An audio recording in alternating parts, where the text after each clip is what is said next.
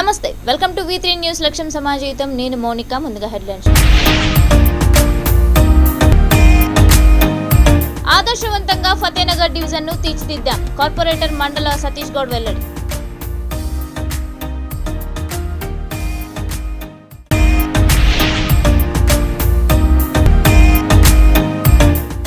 అణగారిన వర్గాలు, వెనుకబడిన వర్గాలు ఏకమైతేనే రాజ్యాధికారం. తెలంగాణ సమాజ్ కాంగ్రెస్ పార్టీ వ్యవస్థాపక అధ్యక్షుడు డాక్టర్ పుంజాల వినయ్ కుమార్.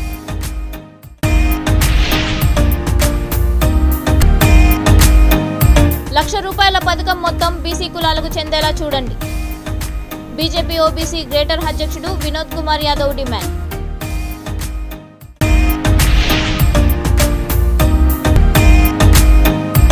ఎన్నికల కోడ్ రాకముందే ఆర్యవైశ్య కార్పొరేషన్ ఏర్పాటు చేయండి. భద్రాద్రి కొత్తగూడెం జిల్లా ఆర్యవైశ్య మహాసభ అధ్యక్షుడు చారుగుల శ్రీనివాస్ వినతి.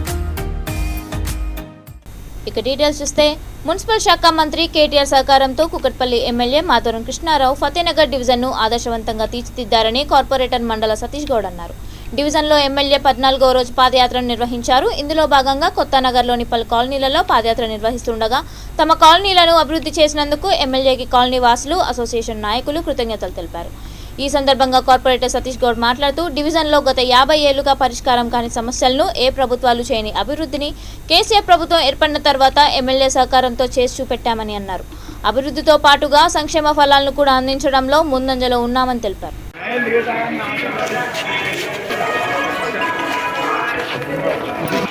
Okay sir.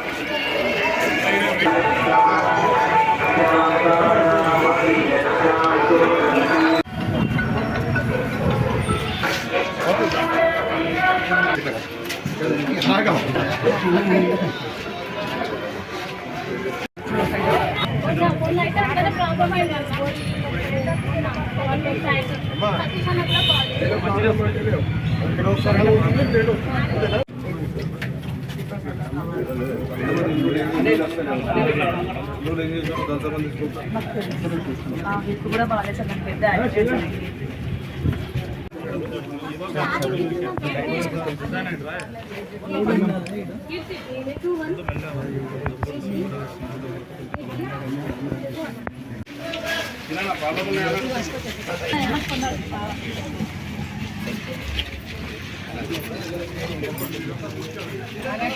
కూకట్పల్లి నియోజకవర్గ అభివృద్ధి పదాత అన్న మాధవరం కృష్ణారావు గారు కూకట్పల్లి నియోజకవర్గంలో ప్రజా సమస్యలు తెలుసుకోవడానికి పాదయాత్ర నిర్వహించడం జరుగుతుంది. అందులో భాగంగా 3వ డివిజన్ అయినటువంటి ఫతేనగర్ డివిజన్లో ఈరోజు 4వ రోజు సమస్యలపై పాదయాత్ర చేయడం జరిగింది. గడిచిన 4 రోజుల్లో కూడా ప్రజలు బ్రహ్మరథం పడుతూ ఈ 9.5 ఏళ్ల కాలంలో మీరు అద్భుతమైన అభివృద్ధి చేశారు, సంక్షేమం అందించారు, అటు కరోనాలను మమ్మల్ని ఆదుకున్నారు. కాబట్టి మీకు ఖచ్చితంగా మీకే మేము ఆశీర్వదిస్తామని చెప్పడం జరిగింది. సమస్యలు ఇవ్వండి తమ్మి, మనం చెప్పండి అమ్మా తల్లి, మీరు సమస్యల కోసం వచ్చినా నేను ఇవన్నీ కాదంటే సమస్యలన్నీ తీర్చిరు కాబట్టి మీకు పూలదండలు శాల్వాలు వేసి మేము స్వాగతం పలుకుతున్నామని మనస్ఫూర్తిగా వాళ్ళు చెప్పడం జరుగుతుంది. ఇప్పుడు దాదాపు మేము 27 కాలనీలు స్లమ్లలో తిరగడం జరిగింది. ఎక్కడ కూడా ఈ ప్రాబ్లం ఉంది, ఆ ప్రాబ్లం ఉందని మేజర్ ఇష్యూస్ లేకుండా ఏదో చిన్న చితగా సమస్యలు చెప్తున్నారు. శానిటేషన్ అటువంటిది, లైట్లదే సంబంధించి కానీ మౌలిక సదుపాయాలు మాకు అందలేవు, మాకు ఇది ఇబ్బంది ఉంది అని ఎక్కడా లేదంటే అటువంటి అద్భుతమైన పరిపాలన, అద్భుతమైన అభివృద్ధి, అద్భుతమైన సంక్షేమం ప్రజలకు అందించడంలో ఎమ్మెల్యే మాధవరం కృష్ణారావు గారు, తెలంగాణ జాతిపిత కేసీఆర్ గారు మరియు మున్సిపల్ శాఖ మంత్రి కేటీఆర్ గారు వాళ్ళ ఆధ్వర్యంలో అద్భుతంగా ప్రజలకు చేరడంలో 100% సక్సెస్ అయ్యారని చెప్పుకుంటూ, మా పాదయాత్ర నిదర్శనం మా యొక్క పనితీరుకు అన్నగారి ఆధ్వర్యంలో సమర్థంగా పనిచేస్తూ ప్రజలకు అన్ని రకాల వసతులు దీర్ఘకాలం 30 సంవత్సరాలు దృష్టిలో పెట్టుకొని చేసిన అభివృద్ధితో 9 సంవత్సరాలు అయినా కానీ ప్రజలు బ్రహ్మరథం పడుతారు. ఇదే విధంగా ఇంకో రేపుతోటి మాకు లాస్ట్ ఉంటుంది. రేపు శాస్త్రీనగర్, ఇందిరాగాంధీపురం, శివశంకర్ నగర్, దీంతో మా 5 రోజుల పాదయాత్ర పూర్తవుతుంది. ప్రజలు 100% టీఆర్ఎస్ పాలన పట్ల, కేసీఆర్ గారి సంక్షేమం పట్ల, హైదరాబాద్ విశ్వనగరం తీర్చిదిద్దే కేటీఆర్ గారి పట్ల, నియోజకవర్గం బంగారు తెలంగాణ చేసి అభివృద్ధి చేసే దిశగా మా ఎమ్మెల్యే మాధవరం కృష్ణారావు పట్ల 100% సంతృప్తితో ఉన్నారని తెలియజేస్తున్నాను. అణగారిన వర్గాలు, వెనుకబడిన వర్గాలు ఏకమైతే రాజ్యాధికారం తప్పక వస్తుందని తెలంగాణ సమాజ్ కాంగ్రెస్ పార్టీ వ్యవస్థాపక అధ్యక్షుడు డాక్టర్ పుంజాల వినయ్ కుమార్ అన్నారు. పార్టీ ఆధ్వర్యంలో హైదరాబాద్ కొత్తపేట్ బీజేఆర్ భవన్లో నిర్వహించిన దళిత సంఘీభావ సభకు ఆయన ముఖ్య అతిథిగా హాజరయ్యారు.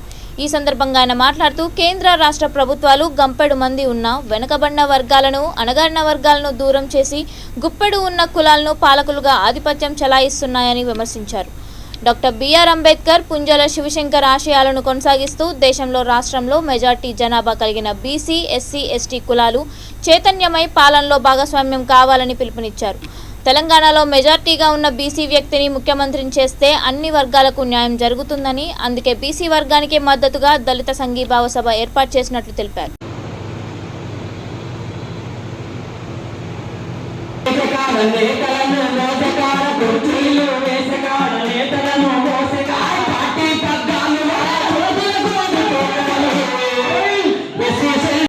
ఉమ్మడి రాష్ట్రంలో కానీ తెలంగాణ రాష్ట్రంలో కానీ కేవలం 3-4% జనాభా ఉన్న వాళ్ళే ముఖ్యమంత్రులు కావడం వల్ల ఈ అణగారిన కులాల సమస్యలన్నీ కూడా ఎక్కడ వేసిన గొంగడు అక్కడనే ఉన్నది.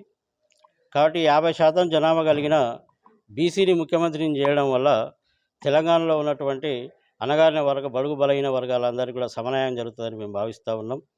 అందులో భాగంగా బీసీని ముఖ్యమంత్రిని చేయాలి అంటే జనాభా నిష్పత్తి ప్రకారం బీసీలు అధికంగా ఉన్నారు కాబట్టి బీసీలు ముఖ్యమంత్రిని చేయాలని చెప్పేసి తెలంగాణ సమాజ కాంగ్రెస్ పార్టీని ఏర్పాటు చేసినటువంటి పుంజాల వినయ్ కుమార్ గారి నాయకత్వాన్ని ఆ పార్టీని బలపరుస్తూ వారికి సంఘీభావంగా ఈరోజు దళిత సంఘీభావ సభను మన బాబు జగ్జీరావు భవన్లో ఏర్పాటు చేసుకోవడం జరిగింది. ఈ సందర్భంగా తెలియజేసేది ఏంటంటే ఈ అగ్రకులాల పరిపాలనలో ఎప్పటికి కూడా ఈ దళితులకు న్యాయం అనేది జరగదు. తప్పకుండా మనందరం కూడా ఎస్సీ ఎస్టీ బీసీ మైనార్టీలందరూ కూడా ఏకమై మన రాజ్యం కోసం మన ఓట్లు మనమే వేసుకొని మన రాజ్యాన్ని మనం తెచ్చుకోవడానికి ప్రయత్నం చేయాలి. ఈరోజు కేసీఆర్ మొత్తం కూడా అన్ని విధాలా కూడా ఏ సంక్షేమ పథకం కూడా ఈరోజు దళిత బంధు తెచ్చినప్పటికీ దానికి విధి విధానాలు లేవు. ఇంతకుముందు ఏ గవర్నమెంట్ వచ్చినా కూడా ఎస్సీ కార్పొరేషన్లో దళితులకు రుణాలు కావాలంటే ఆ దరఖాస్తు చేసుకునేది. ప్రతి సంవత్సరం ఒక 2 లక్షల వరకు రుణాలు ఇచ్చేది.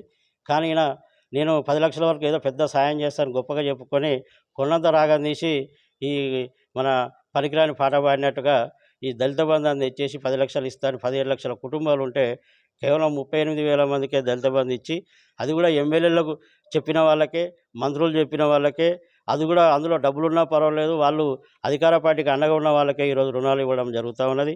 దీనివల్ల దళితులందరూ కూడా అన్యాయానికి గురవుతూ ఉన్నారు. వారికి ఎక్కడ కూడా ఉపాధి లేకుండా పోతున్నది. తర్వాత వాళ్ళ భూములను కూడా అసైన్మెంట్ భూములను కూడా గుంజుకుంటూ ఉన్నారు.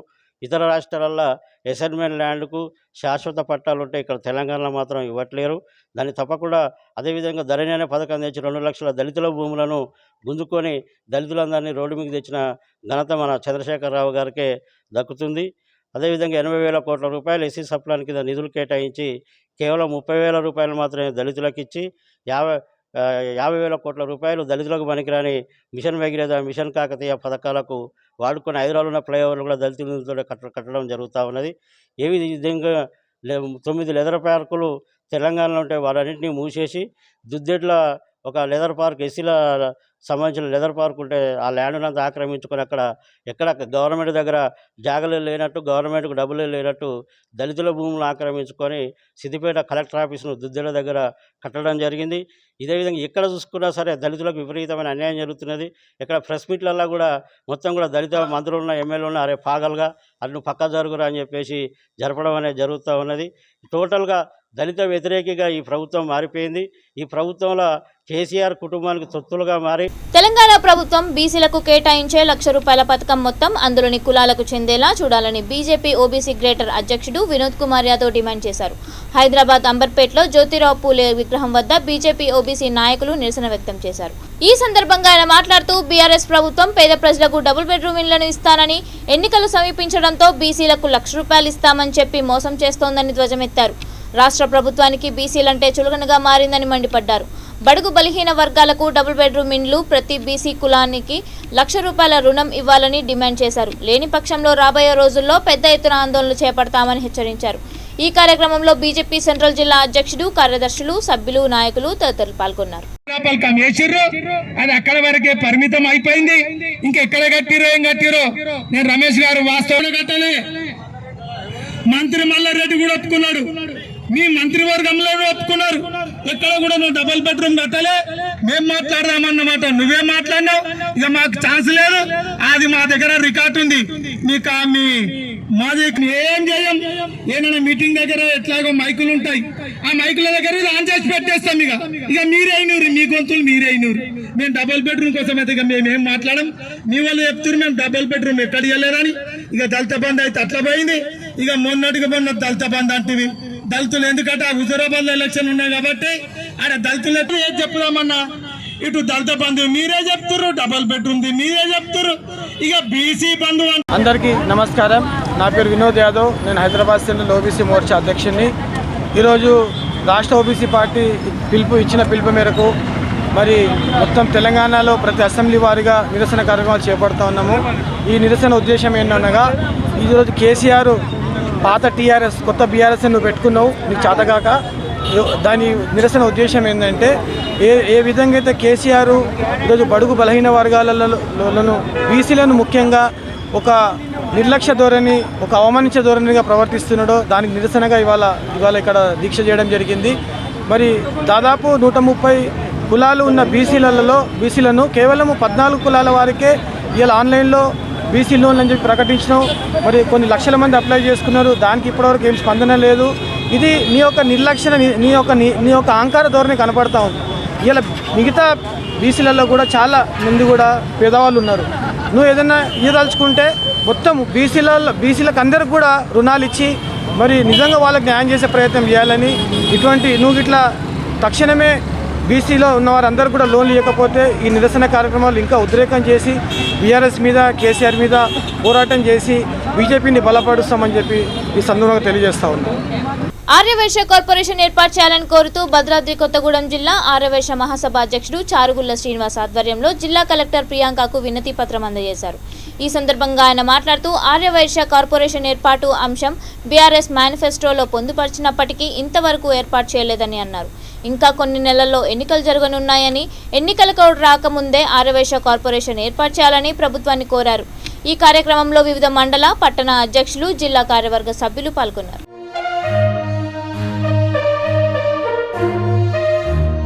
టీపీసీసీ అధ్యక్షుడు రేవంత్ రెడ్డి సమక్షంలో భారీగా చేరికలు జరిగాయి. నాగర్ కర్నూలు నియోజకవర్గానికి చెందిన జెడ్పీటీసీ సుమిత్ర, ఎంపీటీసీ శ్రీనివాస్ రెడ్డి, మాజీ ఎంపీటీసీలు జ్ఞానేశ్వర్ రెడ్డి, బుచ్చిరెడ్డి, భీముడు, మాజీ ఎంపీపీ పర్వతాలు, మాజీ సర్పంచ్లు యాదారెడ్డి, వంశవర్ధన్ రావు, బాలస్వామి, మల్లాచారి, వేణుగోపాల్ రెడ్డి, తిరుపతయ్య తదితరులు కాంగ్రెస్లో చేరారు. జూబ్లీహిల్స్లోని తన నివాసంలో వారికి ఆయన కండువాలు కప్పి పార్టీలోకి సాదరంగా ఆహ్వానించారు.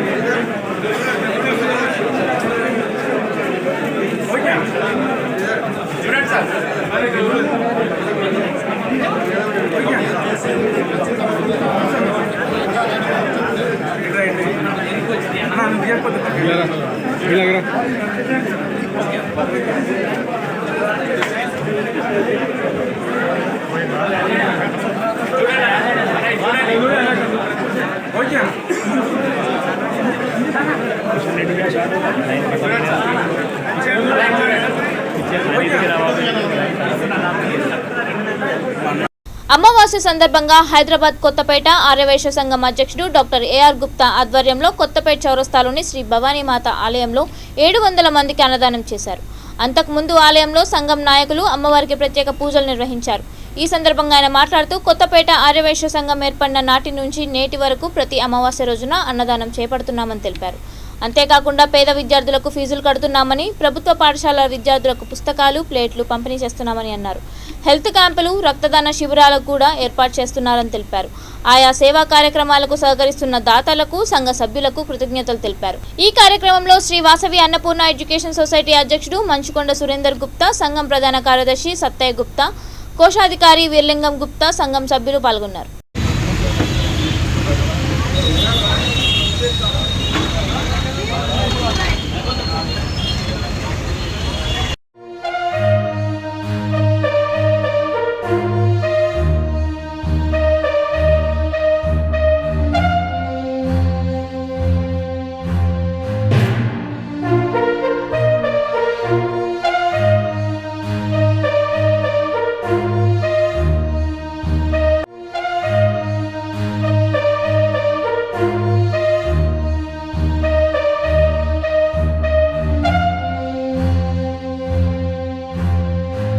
పేట ఆర్యవైశ్య సంఘం అంటేనే అభివృద్ధి ధ్యేయంగా సేవే మా భాగ్యంగా తలంపు చేసి ఎన్నో వినూత్న కార్యక్రమాలు చేపడుతూ ఈరోజు కొత్తపేట చౌరస్తా యందు ఓమ్ని హాస్పిటల్ ఎదురుగా భవానీ మాత టెంపుల్ యందు దాదాపు ఒక 600 నుంచి 800 మందికి అన్నదాన కార్యక్రమం చేపట్టడం జరిగింది.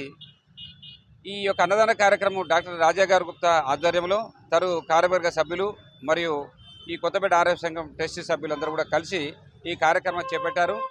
కొత్తపేట ఆర్య సంఘం ప్రజలలో ఎప్పుడు నాడిగా ఉండి మతాలకు కులాలకు అతీతంగా ఎన్నో సేవా కార్యక్రమాలు అంటే డెంటల్ క్యాంప్స్ అనుకోండి, హెల్త్ క్యాంపులు అనుకోండి, సేవా కార్యక్రమాలు ఎన్నో నిర్విఘ్నంగా చేస్తూ ప్రజల మన్నన పొందుతూ ప్రజలే మా యొక్క అభివృద్ధిలో భాగమని తలంపు చేస్తూ ఇటువంటి కార్యక్రమాలు చేయడం మరి అభివృద్ధి రంగంలో ముందు తీసుకోవడం చాలా హర్షదాయకము.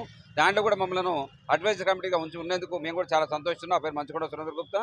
ఆ విధంగానే ఈ కార్యక్రమాలే కాకుండా ఒక అమావాస్య అన్నదాన కార్యక్రమం కాకుండా ప్రజలలో మరి అవేర్నెస్ ప్రోగ్రామ్ తీసుకురావడం, ప్రజలకు పొలిటికల్ రాజకీయంగా కూడా ఎట్లా మనం ముందుకెళ్లాలనుంది దాని గురించి కూడా క్లాసెస్ పెట్టడం, దాంతోపాటుగా ఒక టెస్ట్. అందరికీ నమస్కారం. నేను డాక్టర్ ఏఆర్ గుప్తా ఆర్యవైశ్య సంఘం కొత్తపేట ప్రెసిడెంట్ను. ముఖ్యంగా ఆర్యవైశ్య సంఘము వినూత్నంగా ప్రతి నెల ఏదో ఒక కార్యక్రమాలు, హెల్త్ క్యాంపులు కానివ్వండి, ఆ తర్వాత అవేర్నెస్ ప్రోగ్రాంలు, మరియు ముఖ్యంగా స్టూడెంట్స్ని చదివించడము, పెళ్ళిళ్ళు చేయడము, ఆ బీద విద్యార్థులకు, బీద అమ్మాయిలకు ప్రత్యేకంగా ఈ ప్రెస్టేజ్గా ప్రతి నెల అమావాస్య అన్నదానం కూడా చేయడం జరుగుతున్నది.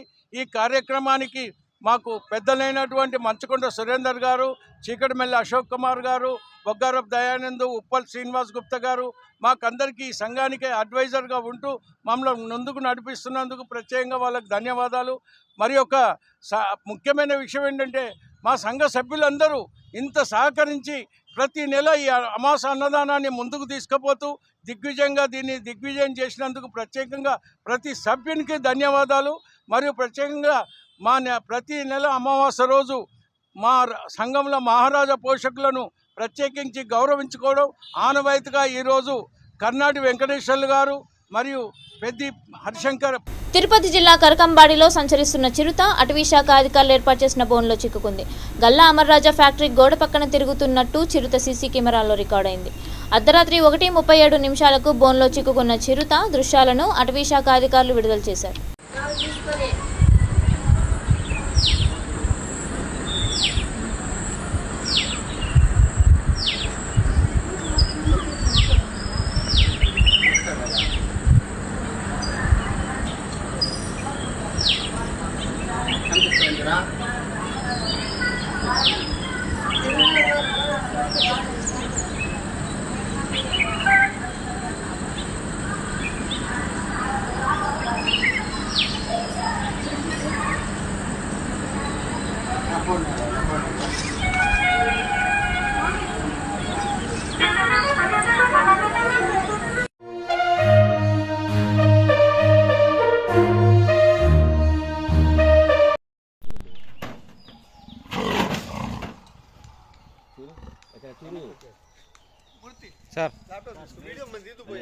కడుపులో నొప్పితో హాస్పిటల్కి వెళ్లిన మహిళ శవంగా ఇంటికి చేరింది. ఈ సంఘటన భద్రాద్రి కొత్తగూడెం జిల్లా దమ్మపేట మండలంలో చోటు చేసుకుంది. భవానీ హాస్పిటల్కు కడుపు నొప్పితో బాధపడుతున్న నందిని అనే 26 ఏళ్ల యువతి వారం రోజుల క్రితం వచ్చింది. టెస్ట్ చేసి కడుపులో గడ్డ ఉందని, దాన్ని తొలగిస్తే నొప్పి తగ్గుతుందని వైద్యులు చెప్పడంతో తల్లిదండ్రులు అంగీకరించడంతో ఆపరేషన్ చేశారు.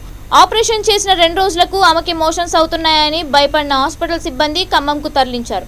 అక్కడ కూడా తమ వల్ల కాదని చేతులెత్తేగా హైదరాబాద్ తరలిస్తుండగా మార్గ మధ్యలోనే ఆమె చనిపోయింది.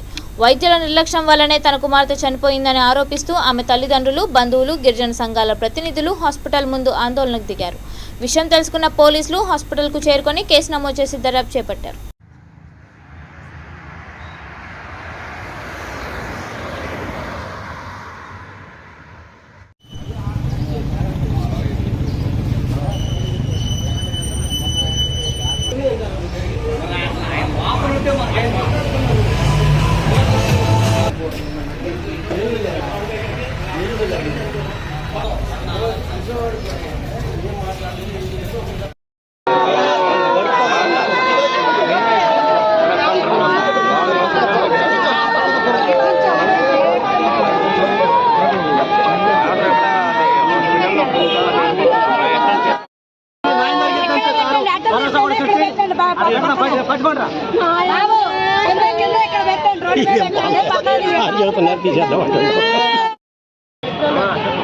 మెట్రోలో జాయిన్ చేశాక ఎక్స్రేలు స్కానింగ్లు అన్నీ తీశారు. ఏ పార్ట్ పని చేయట్లేదమ్మా, అన్నీ పడిపోయింది, కిడ్నీలు, లివర్లు, హార్ట్ మొత్తం పడిపోయింది అని చెప్పేసి అన్నారు. బ్లడ్ ఇన్ఫెక్షన్ వచ్చింది అన్నారు. అక్కడ 2 రోజులు ఉంచుకున్నారండి. మెట్రోలో 2 రోజులు ఉంచుకొని మా వాళ్ళు కాదని గవర్నమెంట్లోకి జాయిన్ చేశారు. గవర్నమెంట్లోకి జాయిన్ చేయడానికి కూడా ఈ డాక్టర్ గారు వచ్చారు. అక్కడ మెట్రోలో నుండి గవర్నమెంట్లోకి ఈయన వచ్చి జాయిన్ చేసి మళ్ళీ మా చేతి ఖర్చులకు కూడా డబ్బులు ఇచ్చి వచ్చేసింది. చేతి ఖర్చులు కూడా డబ్బులు ఇచ్చేసి వచ్చి మళ్ళీ ఇంకా హైదరాబాద్ గాంధీకి వెళ్ళమంటున్నారని చెప్పి మళ్ళీ ఎప్పటికప్పుడు ఫోన్ టచ్లో ఉన్నాడండి. ఇట్లా వెళ్ళమంటున్నారని సార్ అని చెప్పి సర్లేమ్మ ఎల్లుండి అని కూడా చెప్పిండండి. ఈయన వెళ్ళాక అక్కడ తీసే ఎక్స్రేలు, స్కానింగ్లు, మెడిసిన్స్ అన్నీ కూడా వాట్సాప్ పెట్టించుకున్నాడండి ఈయన. కానీ ఇక్కడ నుంచి ఇక్కడ స్కానింగ్ తీసినాయి, ఎక్స్రేలు తీసినాయి, మెడిసిన్ ఇచ్చినాయి, అసలు ఒక్క రిపోర్ట్ కూడా మాకు ఇవ్వలేదండి. ఏం జరిగిందని అక్కడ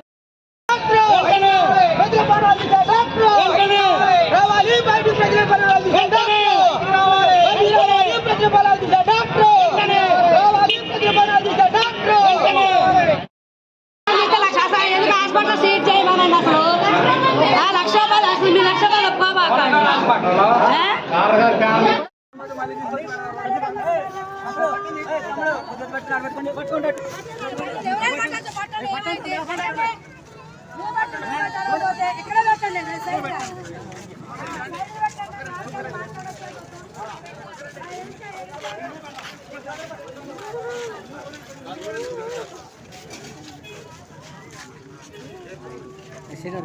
భద్రాద్రి కొత్తగూడెం జిల్లా భద్రాచలం కూనవరం రోడ్లో గల సరస్వతి శిశు మందిర్ పాఠశాలలో పప్పిశెట్టి రాకేష్ పుట్టినరోజు వేడుకలు ఆయన తమ్ముళ్ళు, స్నేహితులు, బంధువుల మధ్య ఘనంగా నిర్వహించారు.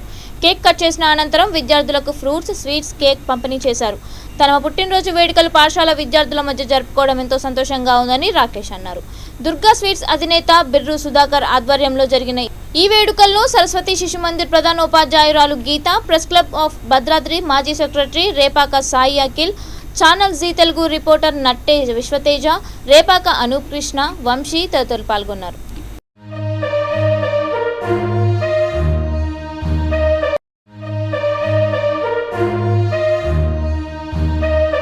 జీవితంలో చిన్న ఎదురుదెబ్బ తగిలితేనే విలువిల్లాడిపోతాం. అటువంటిది పుట్టిన ఏడాదిలోపే నాన్నపోయారు. అమాయకంగా ఆడిపాడే 7 ఏళ్ల వయసులో అమ్మ కూడా లోకాన్ని విడిచిపోయింది. ఏ ప్రేమ అనుబంధాలకు దూరమైందో అటువంటి పిల్లలకు తానే తల్లిగా అండగా ఉండి ఆదరించాలనే ఆశయాన్ని మనసులోకి తీసుకున్నారు. 100కు పైగా అవార్డులు, రాష్ట్ర స్థాయి నుండి అంతర్జాతీయ స్థాయి వరకు అభినందనలు, ప్రశంసలు, గుర్తింపు మూటగట్టుకుంది మానవతామూర్తి డాక్టర్ కె సుధారాణి. లోకమంతా చీదరించుకునే లెప్రసీ పేషెంట్స్ పాలిట మరో మదర్ తెరిసాగా నిలిచారు ఆమె. సామాజిక సేవలో నిరంతరం పరిశ్రమిస్తున్నారు.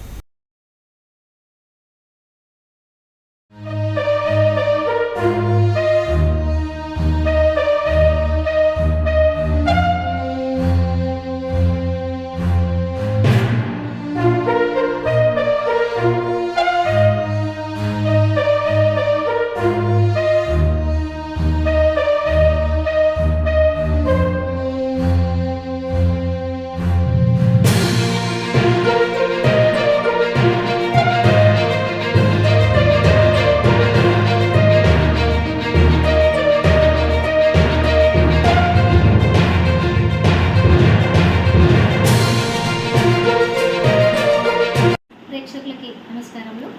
ఈరోజు మీరు అన్నట్టుగా నాకు ఈ అవార్డులు ఇవన్నీ రావడానికి మెయిన్ కారణం నాకు స్ఫూర్తి అయినా అవ్వచ్చు, ఇంకా నాకు ఒక గురువు గారు అయినా అవ్వచ్చు, స్వామి వివేకానంద గారు.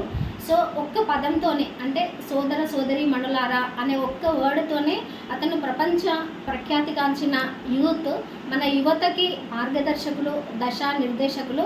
అతన్ని స్ఫూర్తిగానే తీసుకొని నేను ఈ సేవా రంగాన్ని ఎంచుకోవడం జరిగింది. నా పేరు డాక్టర్ కె సుధారాణి. ఈ డాక్టర్ అనేది నేను లెప్రసీ కాలనీలో నేను రీసెర్చ్ చేసినందుకు గాను నాకు గౌరవ డాక్టరేట్ లభించింది. సో దానివల్ల నేను డాక్టర్ సుధారాణిగా నేను చలామణి అవుతున్నాను. సో అలాగే కేంద్ర ప్రభుత్వం నుంచి కూడా నాకు జాతీయ యువజన అవార్డు, అంటే అతి చిన్న వయసులోనే దాదాపు 15వ సంవత్సరంలోనే నాకు జాతీయ యువజన అవార్డు రావడము, తదనంతరం నేను జపాన్కి వెళ్ళడము. సో ఇవన్నీ కూడా నాకు ప్రభుత్వం కల్పించిన పథకాలను అనుకోవచ్చు, నాకు అవకాశాలు అని కూడా అనుకోవచ్చు. ఇంకా మా కుటుంబ నేపథ్యానికి వస్తే మాత్రం చాలా విషాదకరమనే నేను చెప్పుకోవాలి. ఎందుకంటే దేవుడు నన్ను ఎందుకు పుట్టించాడో తెలీదు.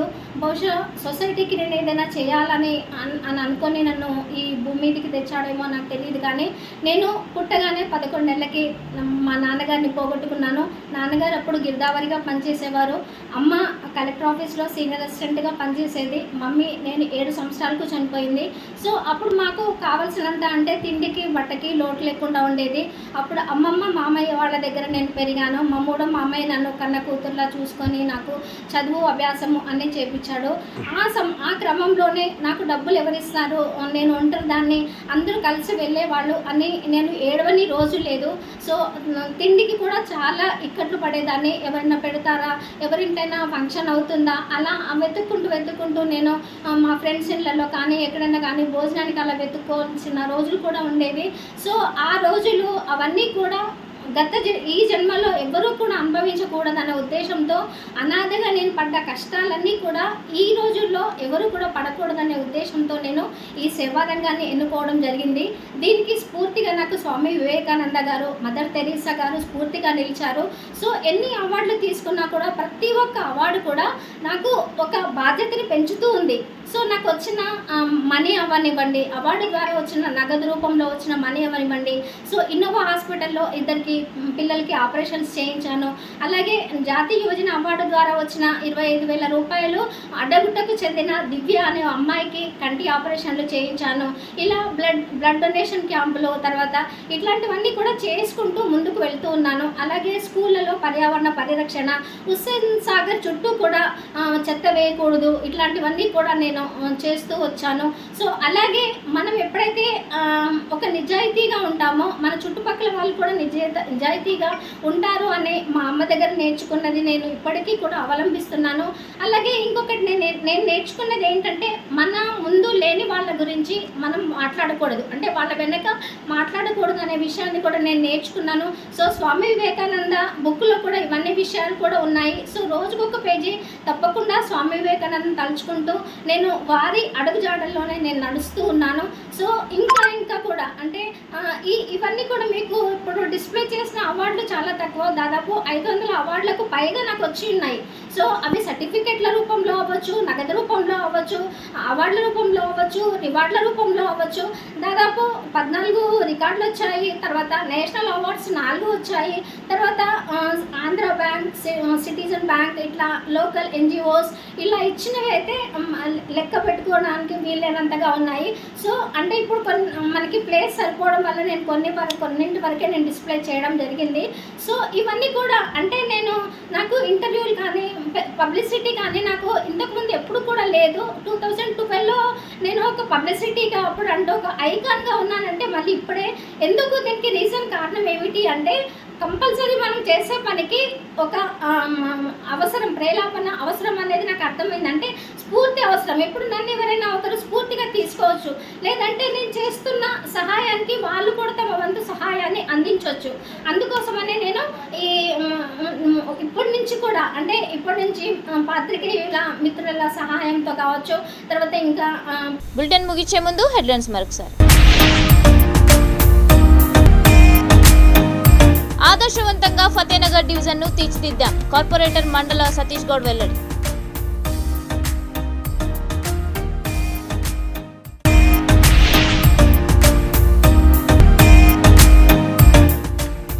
అణగారిన వర్గాలు వెనుకబడిన వర్గాలు ఏకమైతేనే రాజ్యాధికారం. తెలంగాణ సమాజ్ కాంగ్రెస్ పార్టీ వ్యవస్థాపక అధ్యక్షుడు డాక్టర్ పుంజాల వినయ్ కుమార్.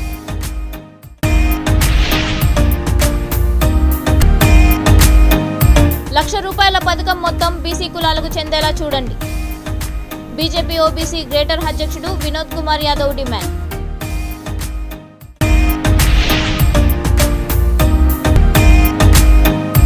ఎన్నికల కోడ్ రాకముందే ఆర్యవైశ్య కార్పొరేషన్ ఏర్పాటు చేయండి. భద్రాద్రి కొత్తగూడెం జిల్లా ఆర్యవైశ్య మహాసభ అధ్యక్షుడు చారుగుల శ్రీనివాస్ వినతి. ఇవి ఇప్పటివరకున్న అప్డేట్స్. మరిన్ని అప్డేట్స్ కోసం చూస్తూనే ఉండండి V3 న్యూస్. రక్షణ సమాజం.